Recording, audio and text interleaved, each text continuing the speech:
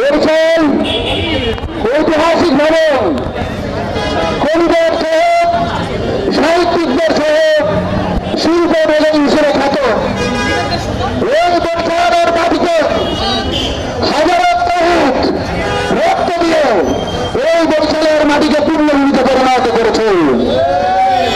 আপনারা দেখতে পাচ্ছেন আওয়ামী লীগ ফ্যাসিবাদী আমলে বরিশালের প্রাস সন্ত্রাসী সাদিকাতুল্লাহ রাস্তার প্রত্যেকটা মেরে মেরে প্রত্যেকটা দোকানের সামনে প্রত্যেকটা গণিত ব্যানার ফেস্টুন দিয়ে ধরতে বলেছিল।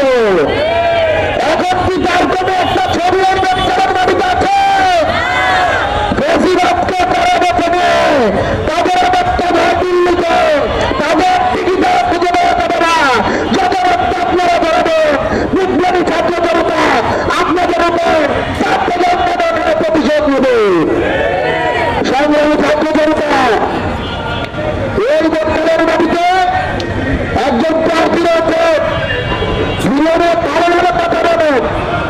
ফ্যাসিবাদের আগমনে আমরা তাকে অনেক নির্যাতন সহ্য করতে দেখেছি, কিন্তু এখন আমরা দেখতে পাচ্ছি জুলাই বিপ্লব পরবর্তী সময়ে যখন জনগণ হবে এই সংস্কারের বিপক্ষে তিনি অনেক কাজ দিয়েছেন।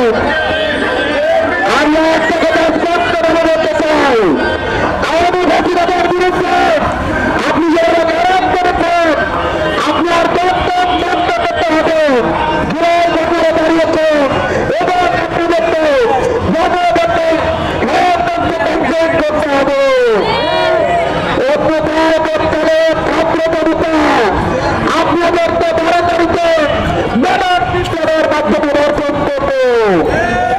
সংগ্রামী সহযোদ্ধাগণ, আজকের কর্মসূচি, আজকের এই র্যালি শুধুমাত্র একটি মিছিলের মধ্যে সীমাবদ্ধ নয়।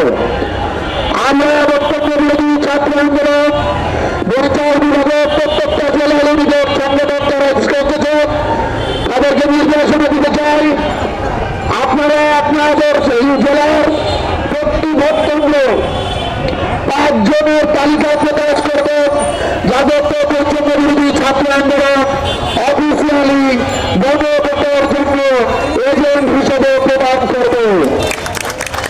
এই মহৎ কাজটি যে কাজের মধ্যে দিয়ে আমরা আশা করছি জুলাইয়ের যারা শহীদ তাদের রক্তের প্রতি আমরা ইনসাফ করতে পারবো।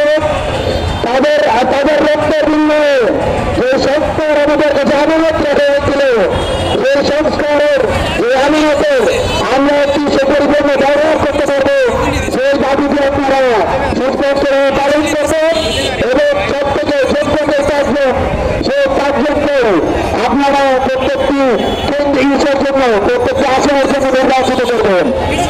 আমি সবচেয়ে একটি স্লোগান ধরে আপনারা আমার বক্তব্য শেষ করতে চাই।